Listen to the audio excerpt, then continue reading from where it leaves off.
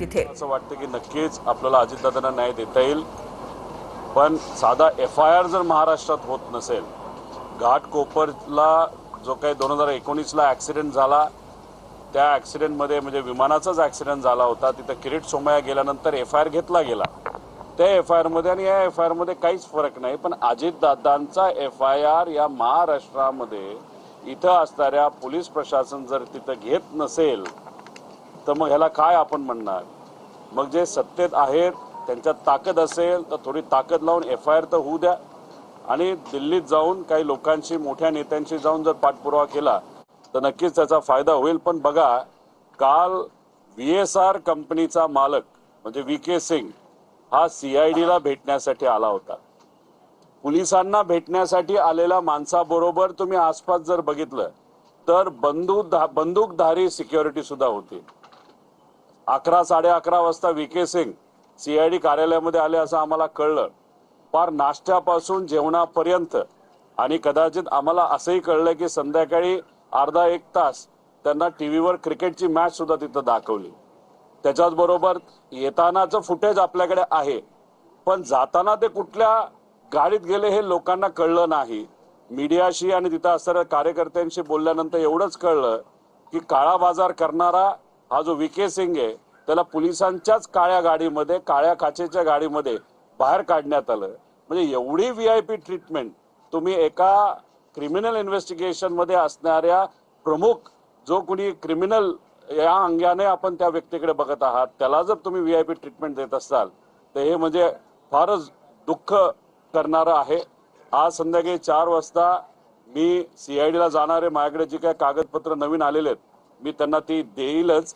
पण त्याच्याच बरोबर त्यांनी आम्हाला सांगितलं होतं AIBचा रिपोर्ट हा आल्यानंतर आम्ही FIR करू. मग आज जाऊन आम्ही त्यांना विचारणार आहोत की तुम्ही FIR करणार आहात का. तसं बघितलं तर लिगली ते FIR केलं पाहिजे, पण बघूया. त्यामुळे सत्तेत असणारे, दादांबरोबर काम करणारे, दादांच्या फार जवळचे असणाऱ्या सर्व लोकांना मला एवढं सांगायचं, तुम्ही सत्तेत असताना सुद्धा इन्व्हेस्टिगेशन ज्या दिशेने जायला पाहिजे, ज्या ताकदीने इन्व्हेस्टिगेशन व्हायला पाहिजे, पारदर्शक पद्धतीने व्हायला पाहिजे, FIR त्या ठिकाणी घेतला गेला पाहिजे. दुर्दैवाने त्या गोष्टी होत नाहीत. याच्यावरच समजून घ्या सत्तेत असून सुद्धा काही प्रमाणात तुम्हाला अजितदादांना न्याय देता येत नाही. त्यामुळे कृपा करून तुमचीही ताकद, तुमच्या सत्तेचा वापर करून कुठंतरी या इन्व्हेस्टिगेशनला दिशा देण्यासाठी प्रामाणिकपणे प्रयत्न करा, एवढीच विनंती त्या लोकांना मी त्या ठिकाणी करतो.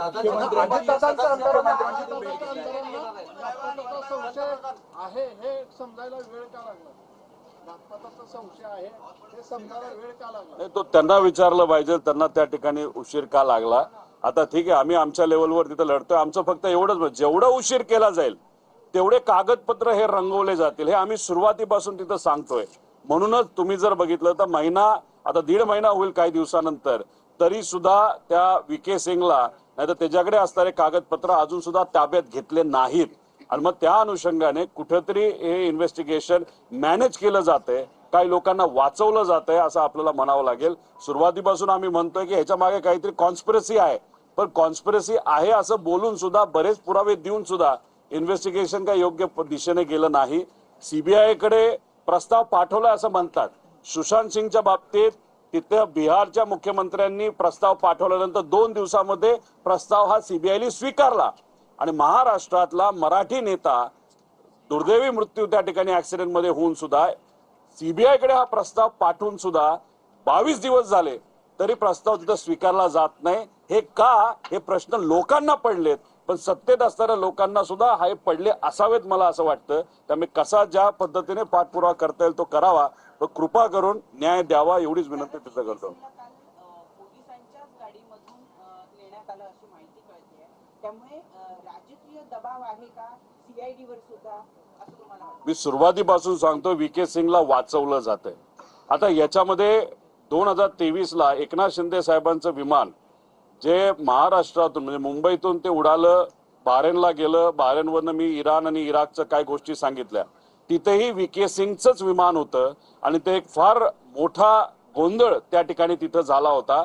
त्याच्यामध्ये एकनाथ शिंदे साहेब ज्या विमानात होते ते विमान इराणच्या गव्हर्नमेंटकडनं नाही तर त्या डिफेन्सकडनं हे पाडण्यात सुद्धा येऊ शकलं असतं.